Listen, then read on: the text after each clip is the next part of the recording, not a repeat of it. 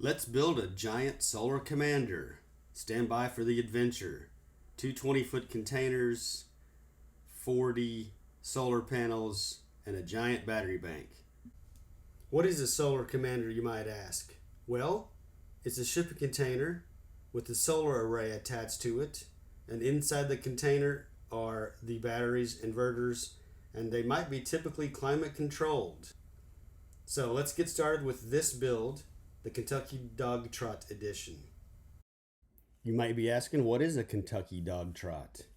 Well, let's Google it. We look at some pictures here. Images. This first one looks good. Okay, Kentucky Dogtrot.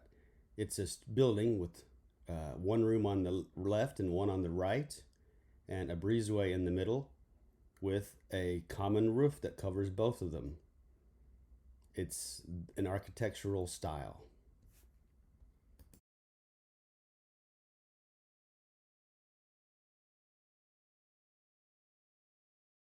So we take a giant U-bolt, 7/8 of an inch diameter bolt. It's a U shape, wraps around the collar of this corner block. And so we're gonna U-bolt this pipe down to the corners all the way down and on both sides. So now we have a 2-inch steel pipe as our structure to mount the solar array to. So I'm gonna use a torque wrench. First I'm gonna tighten it down with this bad boy. Make sure it's level.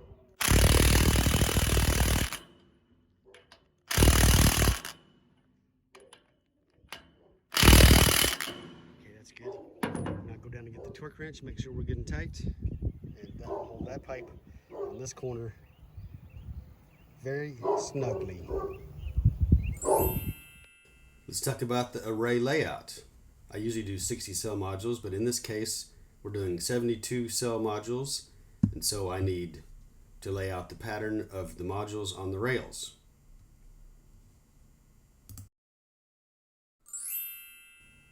The solar panels arrived, and we restacked all 40 panels and the rails and all the brackets and fittings onto my other trailer so they can be stored here while we're doing the installation. The next step is to lay out the interior framing detail. I've built a few shipping containers and finished them out on the inside, and I have developed a pattern for putting the 2x4s in the same place on a 20-foot container. The inside will be finished out, so here we go with the clean slate. Here's a video of the inside of the container. Marked the wall, the door wall, outside door wall there, and then I'm going to just record where the studs and the welds match. So here's a weld, and there is a stud. So, and then there's a stud and a hook, stud and a bar, so 48 inches. There's weld, 64. 80 inches, it's a lag bolt position, 112, 28, 144 is a lag bolt position. It'll be 145 inches, and there's a weld here. And then to the end, where we have our double steel. Hard to drill through that double, but we don't need a lag bolt on the end. See here. Let's see. Let's put this bottom hole about 17. Get that tape measure lined up. There we go. So the bottom hole is at 17. We'll drill through there with about a 5/16, maybe 1/4 inch, whatever it takes. First step is to drill in the container. I actually went in and looked to measure between the weld and the wood, and this mark isn't far enough over. But my height is right at 76 inches. So, and I'm gonna go over slightly. All right.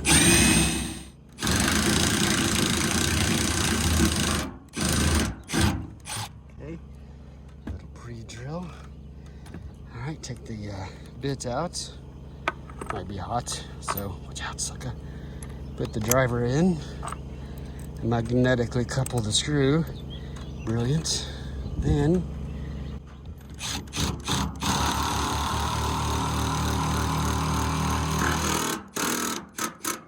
wait for tightness to happen. Here we are. One.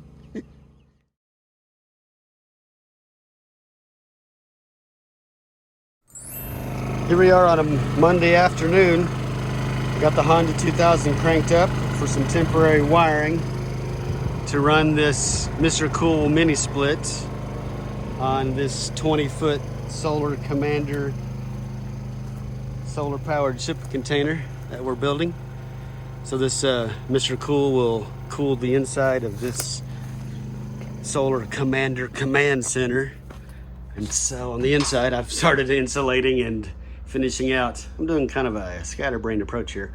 So yeah, insulate a wall, build a wall, insulate a wall, mount the mini split, yeah. And then insulate, continue insulating. Now we have cold air coming out of there. You know, it's only 100 degrees with 1,000% humidity here in Texas. So yeah, priorities. Get the cooling going, finish this mechanical room, the solar command center. On this wall, I'll have 2 Sol-Ark inverters and then a large gutter, or 2 smaller gutters laying there, you can see them. And then this will be wired up. That 8-foot section, which hasn't been finished out yet, will have a large Outback AGM battery rack system. So stay tuned for that. The soothing rumble of the Honda generator is only second to the cold air coming out of the mini splits, falling down on the dog. Happy, happy dog. All right, pardon that noisy generator. I want to show this detail. I have double plate here. Plate? Whatever. I have 2 studs. 2 studs. And then that's where the overlap of the plywood is. 4-foot gap, or not really a gap, but the lap of the plywood, another 4 foot. The detail here is this. There's 2 2x4s here on purpose. There's 3 on purpose here. This is my beam. I'm gonna put a pulley about 3 foot from the wall, and that pulley will be the one that lifts the 350-pound AGM batteries onto a shelf that goes here. It doesn't bolt to the wall, it sits on the floor. So I'm measuring where the beams are in the floor, the steel beams, and I'm gonna put steel plates on the floor to catch the shelf that holds the batteries, 8,000 pounds worth. And so this little area will be for a hoist to lift each 350-pound battery from the dolly up to the level they go on. Some will be near the floor, obviously. This configuration is 4 batteries wide and 6 batteries tall. So 24 batteries will be in there altogether. 24 times 2 volts each, 48 volt nominal system. All right, here we go. Keep on working. So I attached this plumb line to the bottom of the hinge, and then I can go across here and see where that plumb line lands on all of the same spots of the container. This corner and this corner, also the bottom of the hinge. Then I can go back and determine if the line is touching the container and at what height. So I need to raise this corner up, and I need to raise this corner up. What I've already done, which I'll show you next, is use this bottle jack at an angle to slide this container this way to get it to touch this line. So now at least the containers are in line with each other, and I'll work on the heights. So that's the next step. It's amazing what these little bottle jacks can do. I can actually line up the second container exactly with this first container by sliding this corner of the container over to match the line. So it's going to keep doing this until I get to that line right there. It's going to work. It is working. Working great. Well, it suddenly got cold and it's a little bit of thunder, so this dog is right here beside me, and we got a little thunder and a bunch of black clouds. It might rain. I'm trying to install some siding, sheathing, wall, paneling, that's the word. Ah, dang it. Rain. Right, dog? Rain? Yeah. Okay, stay by me just in case we both get struck by lightning. Let me catch my breath. Well, we're between these two 20-foot containers, and you can see I have spanned the containers with 72 cell modules, and we're going to have 40 modules total. I still need to set the post that will go down between the rails. So there'll be posts set in the ground, and then we'll have 40 modules on this setup. Just about got the top set of rows, 3 rows on the top, 2 rows that overhang, but I have to put the posts on first. So this is where we're at so far. And it's hot. Yeah, it's hot, really hot. All right, here we are. Day report, trip report. What should we call this? Solar Commander report. 24 of the 40 panels are mounted. So I'll have to put some 2-inch pipe in places for verticals to support the end of the rails. So 2-inch pipe along the length, and then supported by 2-inch pipe in the ground. That will start tomorrow. And then Monday, mount more panels. Progress. Stay tuned. These little brackets receive the horizontal pipe. I will walk down and show you that. And then vertical post. So here's a horizontal 2-inch pipe. I have temporary supports holding it up there. And then we have installed 1 post so far. And so concreted them in. I have the luxury of using the jackhammer to dig the holes and a Honda to power the jackhammer. The backhoe is for trenching later, and that backhoe bucket is way too big for these holes. So, 1 down, 9 to go. All right, later. All right, here's what we got to today. We got the last 2 panels on that column mounted, 3 of the steel pipe in the ground, and the horizontal pipe all the way across, and then some temporary verticals. I'll restack the panels because I need the trailer tomorrow. So this is where we're at. It's gonna look great. It's like a Solar Commander Dogtrot edition. There's a lovely German Shepherd around here somewhere that loves to trot around with me when I'm working on it. So another day in, a few more days to go. Here we are at the Solar Commander Kentucky Dogtrot edition. We have 40 each, 420 watt, 72 cell monocrystalline panels. I think that's 13.5 or so kilowatts. Let's take a quick tour of the rest of it. You can see we have those panels straddling 2 20-foot containers, and the gap between them is the Kentucky Dogtrot cabin style. This is the detail I wanted to show you of the Iron Ridge racking system adapted to be used on a container without welding.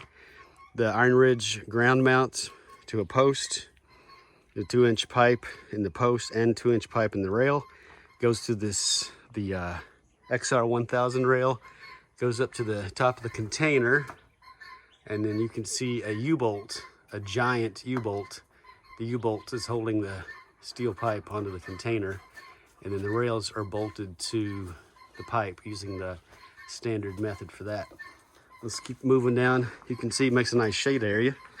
Obviously this is facing south, so the winter time, this line, the shade, the container should still be in the shade in the winter time, all year round basically, except for early mornings and late evenings, where the east and the west of the containers are exposed some. You can see inside here right quick. We just about finished it up. We did finish this out with plywood insulation, 2x4s, like a traditional stick-built house. And then what's next coming is the battery bank, which will occupy a lot of this 4x8 sheet right here. And the wires are pre-positioned. The system has 2 Sol-Ark 12Ks and lights, I need to mount that light, but that's not today. Pre-wired them into input and output panels, and then the power goes out of that container, and right there it goes out. It will go out underground to the structure. So this will be air-conditioned space with the Mr. Cool. I imagine they might put some compressor appliances like refrigerator or freezer in that section, and then the battery bank goes here. Or I could put 2 battery banks here. I'll update you on the battery banks when they get installed next week. Also, another detail, I mounted steel to the container, and there's 3 roof rafters right there. And so I will mount a ATV winch to that location, and I will winch the batteries up on their shelves. Each battery weighs 350 pounds. So that's the update for today. Have a great weekend.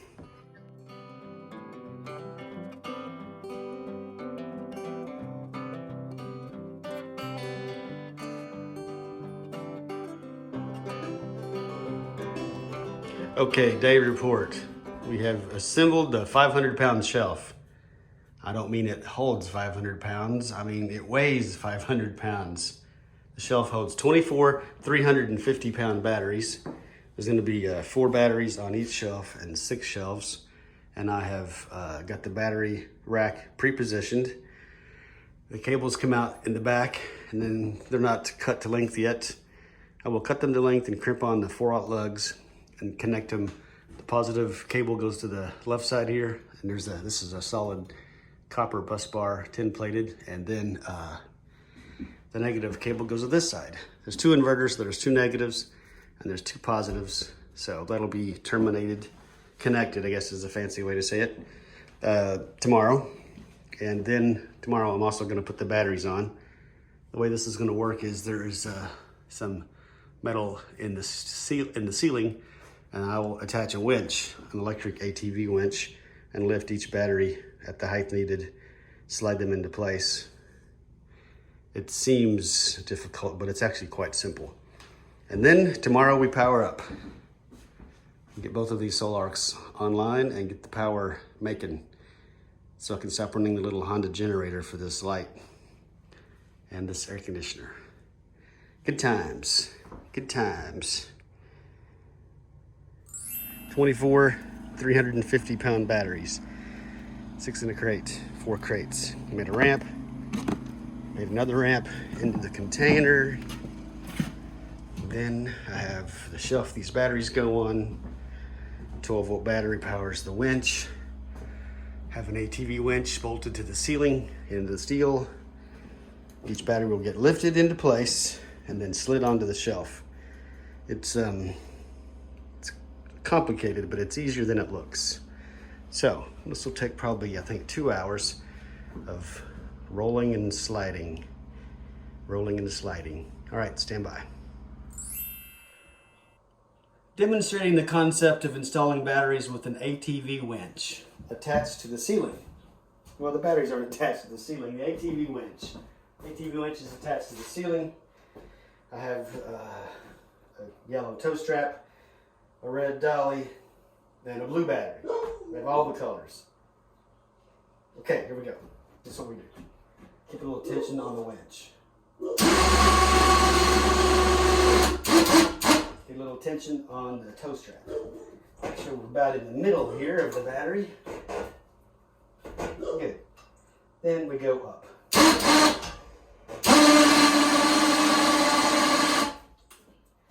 And we position the battery slightly in its slot, and we go out. And then the cable, here we go. See? Done. Piece of cake.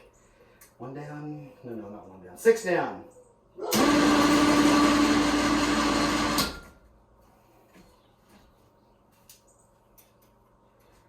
This out of the way. Put this back where it goes. Move the dolly carefully out of the way. Then I'm going to slide this battery completely to the left to make it in its position. So it slides pretty good, actually. Lift. 6 down, 18 to go. And action.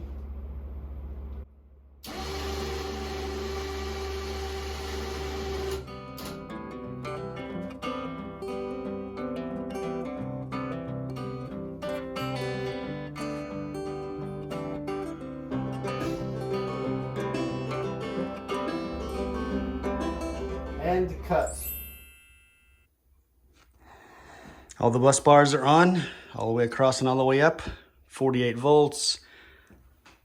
I booted up the first inverter, turned on the first breaker, and now the lights are running on their own and not from the little Honda generator that I bring around with me. So, successful day. Still have to boot up the other inverter and program it, but I'm out of time for today. I'm tired. We put the batteries in today, so yeah. Happy times. 5 panels in the string. Again, each column is 5 panels. Each column gets wired down here in a string, so they add together, and then this wire comes down. Be about 250 or 300 volts DC. I have a fuse box here. I'm gonna have 8 strings. This all gets sent into the building, to the inverters. I marked each pair with a combo of tie wraps. So, yeah, ready. Next thing I'll do is do the second string, maybe the third. I don't think I'll get to the fourth today, but progress. And now let's take a final tour. We can take a look inside right quick. Everything's booted up and finished. Turn the light on here. Let's see. We got the battery bank, 24 AGMs, both Sol-Arks are mounted and programmed. And then we have light switch, plywood and insulated walls, and then finished out the trim on the outside. So yeah, it's a beautiful inside where the customer can put more items and store their items in this conditioned space. Okay, here we go. Summary. We have 2 20-foot containers with Iron Ridge racking, Dogtrot style, 16.8 kW of solar, and it's a tiny little package. So, and a little cute puppy who's been my friend this whole time.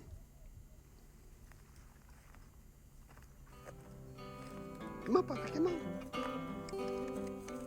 It's been nice hanging out with you, Marty.